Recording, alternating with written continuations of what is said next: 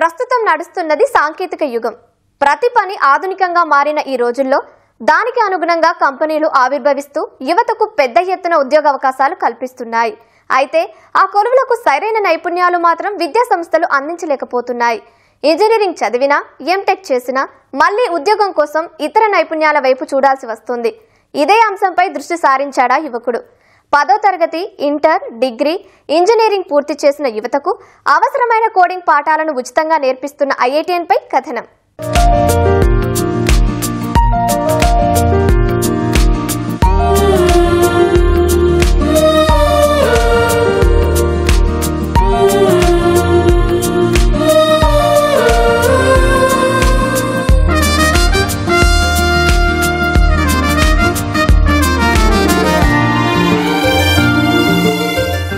అధునాతన సాంకేతిక యుగంలో అపారమైన ఉద్యోగ ఉపాధి అవకాశాలు అందుబాటులో ఉన్నాయి. అవసరమైన నైపుణ్యాలు ఉన్న యువతకు కార్పొరేట్ సంస్థలు మంచి వేతనాలతో స్వాగతం పలుకుతున్నాయి. Degree, BTech, MTech, MBA, MCA లాంటి కోర్సుల్లో మంచి మార్కులతో పాసైనా కంపెనీలు కోరుకునే స్కిల్స్ లేనప్పుడు ఉద్యోగాలు దొరకడం లేదు. ఎంత పెద్ద కళాశాల నుంచి డిగ్రీ, పీజీలు చేసినా విద్యార్థులు తిరిగి కోడింగ్ లాంటి ఇతర నైపుణ్య కోర్సులు నేర్చుకోక తప్పడం లేదు.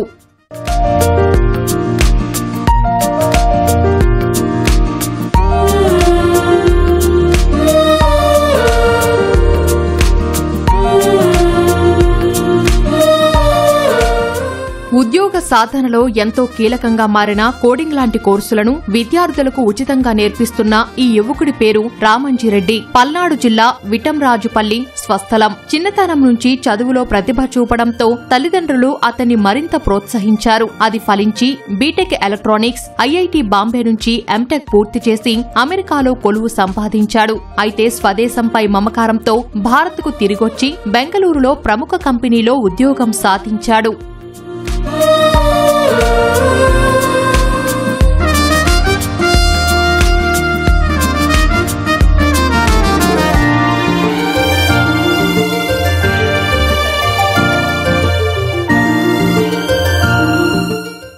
నేర్చుకున్న విద్య 10 మందికి సాయపడాలని తన తల్లిదండ్రులు ఎప్పుడూ చెబుతూ ఉండేవారని, దానిని ఆచరణలో పెట్టేందుకు కరోనా సమయంలో దొరికిన విరామం మేలు చేసిందని చెబుతున్నాడు రామంజిరెడ్డి. లాక్డౌన్ వల్ల వర్క్ ఫ్రం హోం విధానం రావడంతో సొంత గ్రామానికి వచ్చాడు. అప్పటి నుంచి ఖాళీ సమయాల్లో స్థానిక విద్యార్థులకు కఠినమైన కోడింగ్ అంశాలపై ఉచితంగా పాఠాలు బోధిస్తున్నానని వివరించాడు. మాది ఫస్ట్ నుంచి మేము రైతు కుటుంబంలో పెరిగాము. గవర్నమెంట్ స్కూల్స్లో చదివాము. దాని తర్వాత నేను IITలో ఎంటెక్ చేయడం జరిగింది. కోవిడ్ తర్వాత నుంచి నేను కొంతమంది పిల్లలకి IIT మ్యాథ్స్, ఫిజిక్స్ కోచింగ్ ఇవ్వడం స్టార్ట్ చేశాను.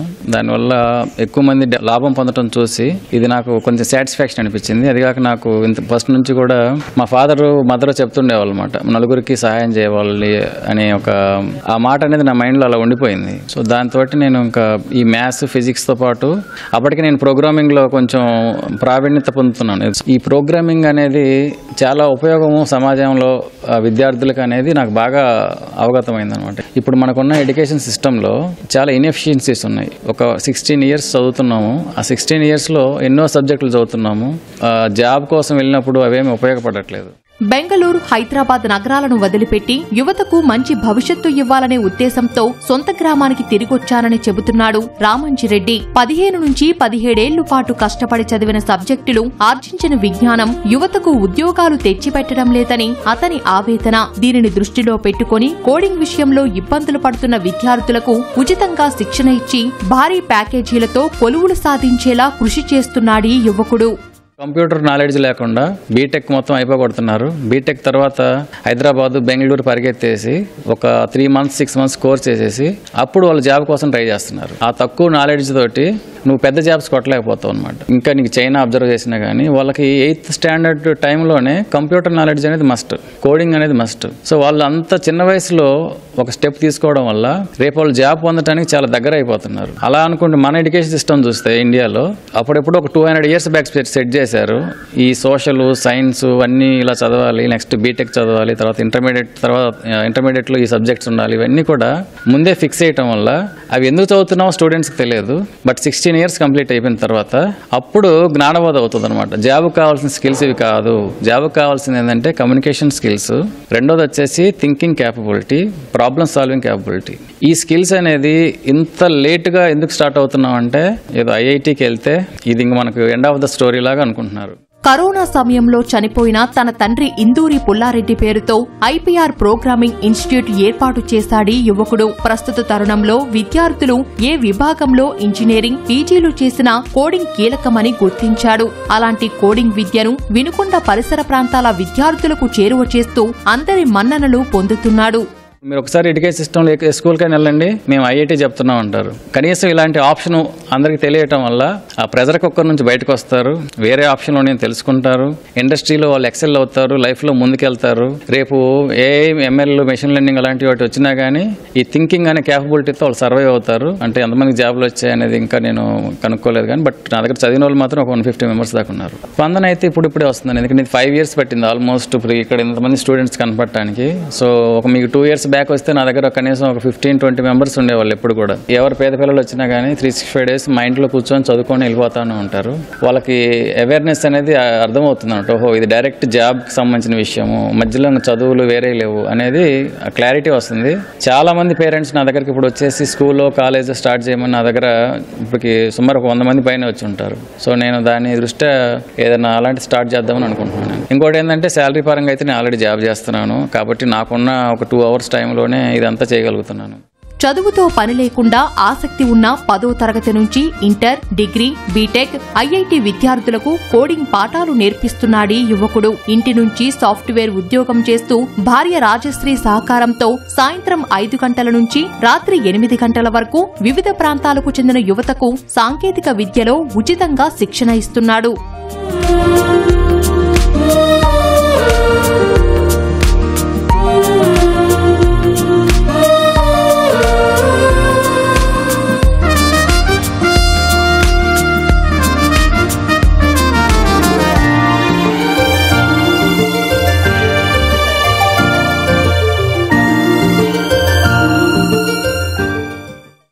దేశంలోని ప్రతిష్టాత్మకమైన ఐఐటి బాంబే, గౌహతి, సూరత్, మద్రాసు లాంటి విద్యా సంస్థల్లో ఇంజనీరింగ్ చేస్తున్న యువత సెలవుల్లో రామంజిరెడ్డి దగ్గర కోడింగ్ పాఠాలపై శిక్షణ తీసుకుంటున్నారు. ఈయన వద్ద శిక్షణ పొందిన వారిలో ఇప్పటి వరకు 150 మంది టీసీఎస్, జియో లాంటి ప్రముఖ కంపెనీల్లో ఉద్యోగాలు సాధించారు. రామంజిరెడ్డి వద్ద ఇంజనీరింగ్ చేసిన వారే కాకుండా ఇంటర్, డిగ్రీ పాస్ అయిన వారు కూడా వివిధ సాంకేతిక అంశాలపై శిక్షణ తీసుకుంటున్నారు.